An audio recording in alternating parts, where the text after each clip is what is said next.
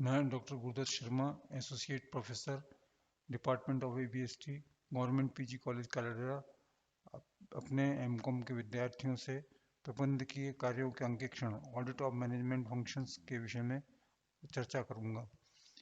प्रबंधकीय कार्यों का अंकेक्षण ऑडिट ऑफ मैनेजरियल फंक्शंस। एक प्रबंधकीय अंकेक्षण बहुधा एक अंकेक्षण चेकलिस्ट की व्यवस्था करेगा ताकि अंकेक्षण किए जाने वाले विभिन्न विषयों पर कोई विषय उसकी दृष्टि से न छूट जाए। संगठनात्मक क्षेत्रों में व्यापक तौर पर निम्न का समावेश होता है: नियोजन, प्लानिंग, संगठन, ऑर्गेनाइजिंग, कर्मचारी नियुक्ति, स्टाफिंग, समन्वय, कोऑर्डिनेटिंग, संप्रेषण, कम्युनिकेटिंग, निर्देशन, डायरेक्टिंग, अभिप्रेरणा, मोटिवेटिंग, नियंत्रण, कंट्रोलिंग तथा आविष्कार, इनोवेशन। इन सभी क्षेत्रों में अंकेक्षण की ऐसी व्यवस्था की क्षमता को सामने लाना है जिससे संगठन की कार्यक्षमता प्रभावित हो सकती है। वह अपने चेकलिस्ट क्षेत्रानुसार बना सकता है, जो हो सकता है कि विभिन्न क्षेत्रों में एक दूसरे की पूरक बन जाएं तथा उनकी पुनरावृत्ति कर दें।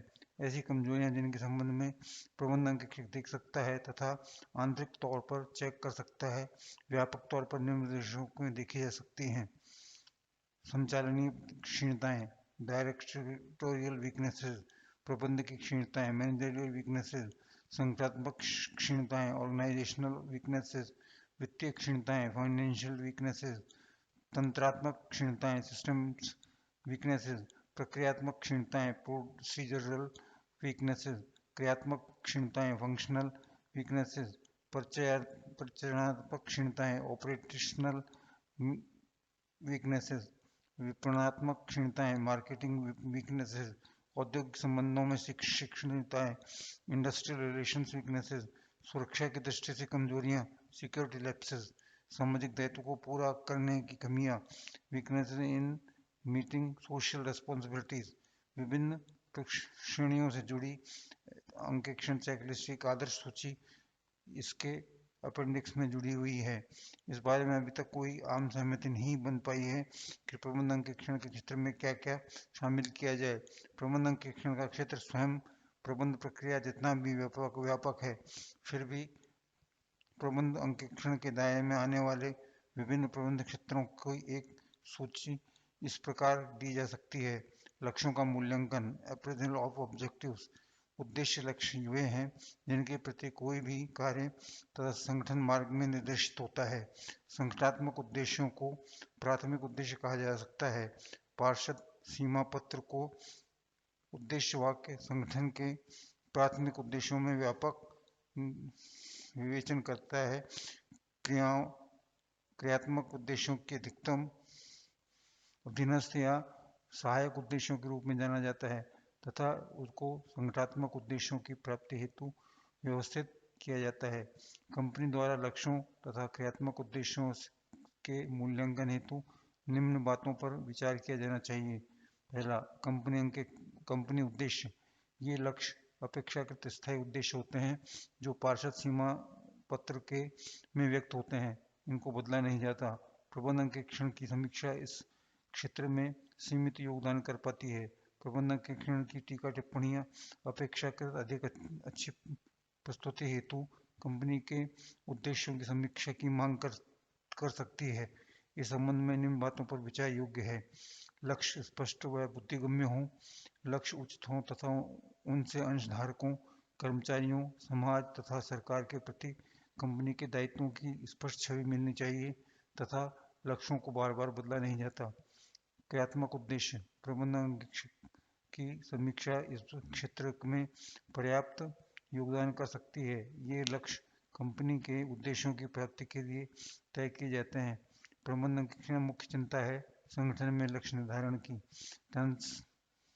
ट्रांजैक्शनल अप्रोच का निर्धारण करना। इस संदर्भ में निम्न बातें विचारणीय हैं: लक्ष्य स्पष्टता भली प्रकार समझने योग्य हों, लक्ष्य विधिवत वर्गीकृत तथा उपवर्गीकृत हों।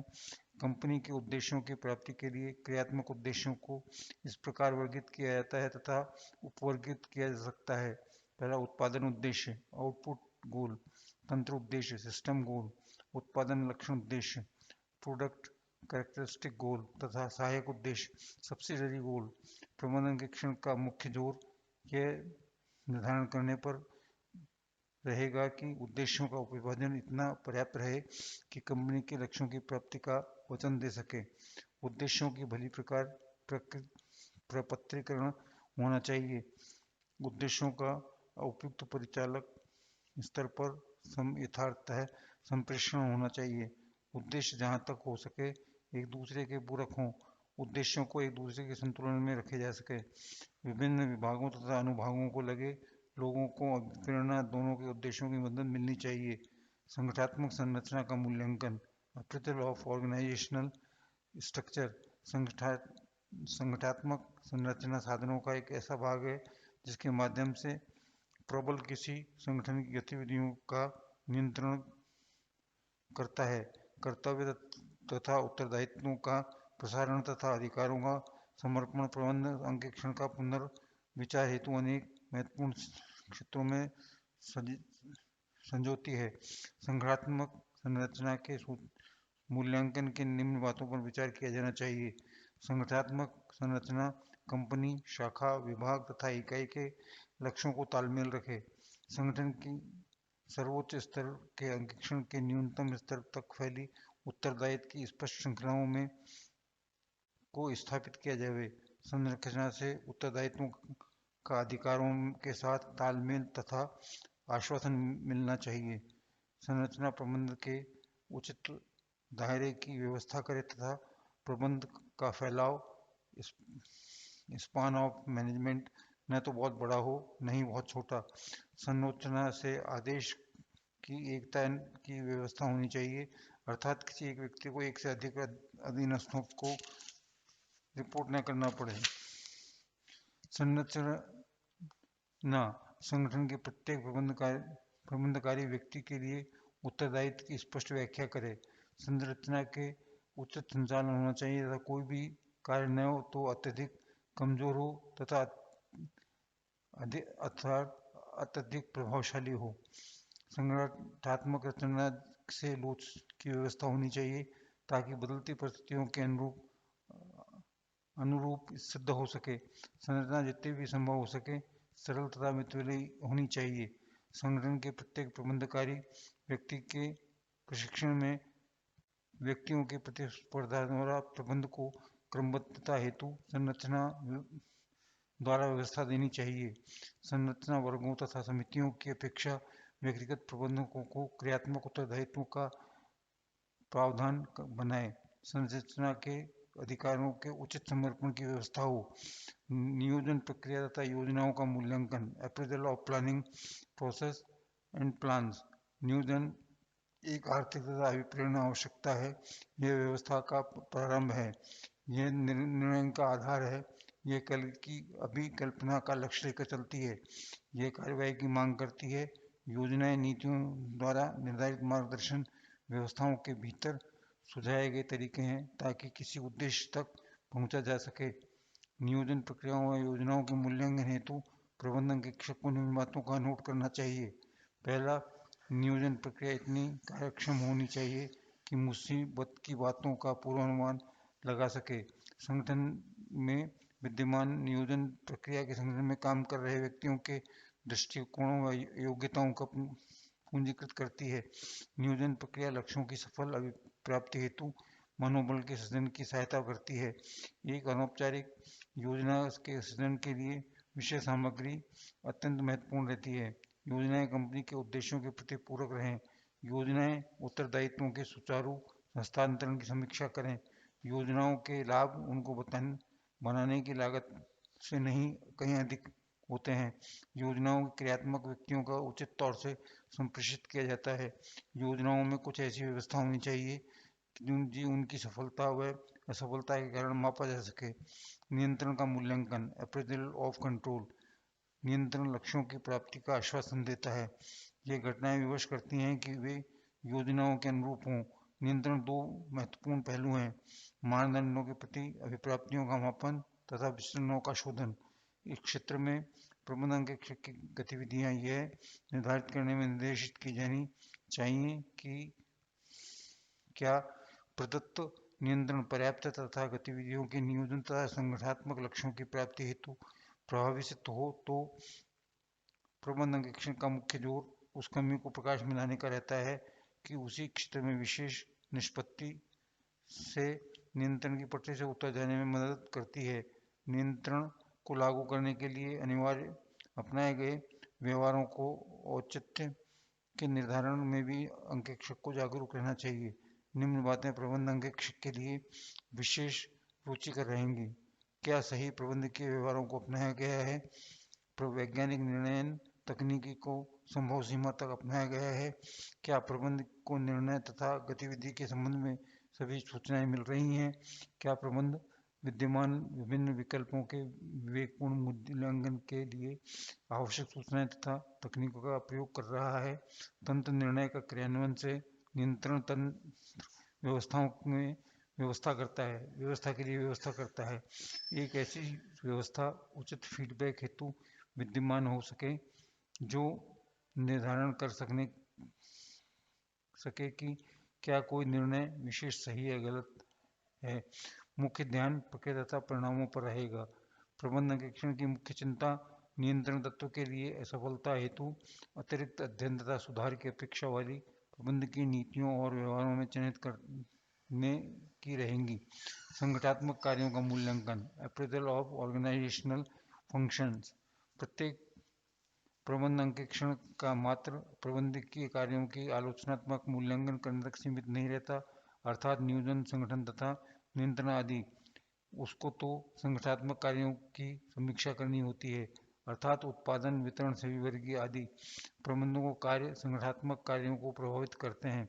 नियोजन एक प्रबंध कार्य है तथा उत्पादन एक संगठनात्मक कार्य है। यदि नियोजन निकृष्ट होती है तो अनचाहे व्यवधान तथा स्टॉक के पैसे के भारी अनचाहे जमावड़े को जन्म दे सकती है।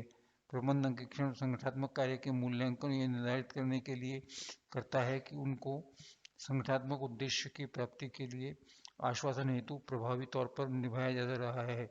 कोई गतिविधि कैसे संपादित की जा रही है, यह बात उस गतिविधि के परिणाम की अपेक्षा प्रबंध अंकेक्षण के लिए कहीं अधिक महत्वपूर्ण होती है। यह प्रबंध अंकेक्षण का मूल रुझान की व्याख्या करती है। संगठन के कार्यों के मूल्यांकन में निम्न बातों पर प्रबंध अंकेक्षक द्वारा विचार किया जाएगा। उत्पादन का मूल्यांकन, अप्रेजल ऑफ प्रोडक्शन। उत्पादन की समीक्षा के लिए प्रबंध को अनेक गतिविधियों की समीक्षा करनी होगी, जैसे क्रय, नियोजन, प्रक्रियाएं, भंडारण और निरीक्षण आदि। उत्पादन के मूल्यांकन के लिए प्रबंध अंकेक्षक द्वारा निम्न बातें नोट की जा सकती हैं। प्रबंध अंकेक्षण को यह देखना है कि सही मात्रा में सही विशिष्टीकरण का माल सही समय पर सही स्थान पर खरीदा जाए। मुख्यतः स्थान, सही विशिष्टीकरण, सही समय तक सही स्थान आदि के निर्धारण हेतु अपनाई गई विधियां, तौर तरीकों और व्यवस्थाओं की समीक्षा पर रहेगा। स्टॉक नियंत्रण से संबंधित प्रविधियों की गहन जांच की जाए ताकि सुधार हेतु विभिन्न क्षेत्रों को सामने लाया जा सके। स्टॉक के प्रयोग हो रहे गैर आनुपातिक रकम के निराकरण हेतु प्रयुक्त नियंत्रण तकनीकों का मूल्यांकन किया जाता है। निम्न संदर्भ में प्रयुक्त प्रविधियों की समीक्षा की जाएगी। ये भंडारण निर्गमन तौर तरीके, हल्का चलने वाली व कालातीत मदें, स्टॉक तथा निर्माणाधीन कार्य का मूल्यांकन, उत्पादन कार्य में सामान्य संगठन का निरीक्षण ताकि उत्तरदायित्व व श्रृंखलाओं को तय किया जा सके। उत्पादन नियंत्रण हेतु प्रयुक्त तंत्र की समीक्षा, उत्पाद श्रृंखला के सरलीकरण, प्रमाणीकरण तथा विशिष्टीकरण, संगठन के विभिन्न दूसरे कार्यों के लिए उत्पादन के एकीकरण की व्यवस्था, बजटीय नियंत्रण, प्रमाप लागत, लागत नियंत्रण तथा लागत प्रतिवेदन के संबंधित विधियों, प्रविधियों व व्यवस्थाओं को प्रभाव, उत्पादकता तथा कार्यकुशलता का मूल्यांकन। यहाँ तक क्रय कार्य की समीक्षा का मामला है तो निम्न बातों पर विशेष सावधानी की जरूरत है। क्रय कार्य का संगठन, क्रय नीति। इस बात का परीक्षण किया जाए कि क्या क्रय प्रविधि यह आवश्यकता अनुभव करती है कि क्रय आवश्यकताएं उत्पादन कार्य की तथा स्टॉक के स्तर पर आश्रित रहे। क्या कंपनी नियमित व भरोसेमंद सप्लायर का आश्वासन देती है। सप्लायर के चयन की विधि उचित स्थान को आकर्षित करे। कैसे अद्यतन सूचनाओं का संकलन किया जाता है। क्या मूल्यों की उच्च समीक्षा की जाती है? क्या क्रय प्रविधि के लिए एक अंतर्निहित व्यवस्था है जो क्रय शक्तियों के दुरुपयोग को रोक पाए? आदेशों के अनुशीलन की क्या व्यवस्था है? आकस्मिक क्रयों की क्या व्यवस्था है? इसी प्रकार वितरण की समीक्षा करने से हम विक्रय अभिलेख, विक्रय नीति, ग्राहकों के प्रति सेवाएं तथा प्रचार का मूल्यांकन करना होता है। प्रत्येक गतिविधि की व्यापक समीक्षा की जाएगी। एक प्रबंधन शिक्षक को निम्न बातों पर विशेष तौर पर ध्यान रखनी होंगी। क्या पर्याप्त तथा प्रभावी विक्रय अभिलेख रखे जा सकते हैं? बाजार सर्वेक्षण, विक्रय पूर्वानुमान तथा वितरण नीतियों के संबंध में विधियां पर्याप्त तथा प्रभावी हैं? उत्पाद मूल्यांकन, छूट तथा साक्ष्य नीति की जुड़ी विधियां कितनी कुशलता के साथ विक्रय तथा वितरण की विभिन्न श्रृंखलाओं का प्रबंध किया जा रहा है? प्रचार प्रसार के लिए अपनाई जा रही प्रविधि एक फर्म या विकास कर रही होती है जो शनय शनय बाजार में बाहर निकल रही होती है। यह या तो अधिक कार्यक्षम बनती जा रही होती है या इसी कार्यक्षमता में गिरावट का दौर शुरू हो चुका होता है। उद्योग में कभी भी एक सी दशाएं विद्यमान नहीं रहती। इस क्षेत्र में प्रबंधन को निम्न पर्याप्तता तथा कार्यकुशलता का मूल्यांकन करना होता है। उत्पाद विकास, प्रोडक्ट डेवलपमेंट, अंकेक्षक को अपना मुख्य जोर उत्पाद विकास के लिए की गई गतिविधियों के औचित्य का निर्धारण करने पर रखना है। उसे यह देखना है कि क्या उत्पाद विकास के लिए किए जा रही गतिविधियां पर्याप्त और प्रभावी हैं। विपणन शोध, मार्केट रिसर्च, इस कार्य के अंतर्गत विक्रय आउटलेटों का उपस्थित करने के लिए प्रयास किए जाते हैं। कंपनी की गतिविधियों तथा प्रतिस्पर्धियों की गतिविधियों के संदर्भ में बाजार शोध गतिविधियों पर विचार किया जाना चाहिए। जहाँ तक वित्त का क्षेत्र है, प्रबंधन के शिक्षक की कंपनी की व्यय तकनीकी लेखांकन की आलोचना नहीं करनी चाहिए। यह तो वित्तीय अंकेक्षक का कार्यक्षेत्र है। इस दृष्टि से प्रबंधन के शिक्षक के लिए निम्न बातें रुचिकर हो सकती हैं। प्रबंधन द्वारा दाखिल की जा रही वित्तीय समीक्षा की पर्याप्तता एवं प्रभावोत्तरकता, लागत लेखांकन विभाग अपनाई जा रही विधियां एवं व्यवहारों की पर्याप्तता तथा औचित्य, प्रबंध सूचना तंत्र की पर्याप्तता तथा औचित्य, आंतरिक अंकेक्षण प्रविधियों की पर्याप्तता, वित्तीय प्रस्ताव, निवेश योजनाओं एवं परियोजनाओं निर्णयों पर अपनाई जाने वाली नई व्यवस्था, वित्तीय शक्तियों के समर्पण की दिखाने वाले चार्ट की पर्याप्तता, वैधानिक तथा स्वैच्छिक व्यवहार, लीगल एंड सेक्रेटरियल प्रैक्टिस के क्षेत्र में प्रबंधन शिक्षक की कार्यालय संगठन के संबंधित व्यवस्था को चर्चात्मक समीक्षा करनी होती है। पत्र व्यवहार, फाइल व्यवस्था, टेलीफोन, टेलेक्स तथा वाहक सेवा आदि को संभालने में संबंधित क्रियाओं तथा तौर तरीकों को क्या सरलतम और तथा अत्यधिक प्रभावी तकनीकी को अंजाम दिया जा रहा है, इस बारे में प्रबंधन के शिक्षक का मुख्य जोर प्रचलित तंत्र की सूचना किस्म पर रहता है। धन्यवाद।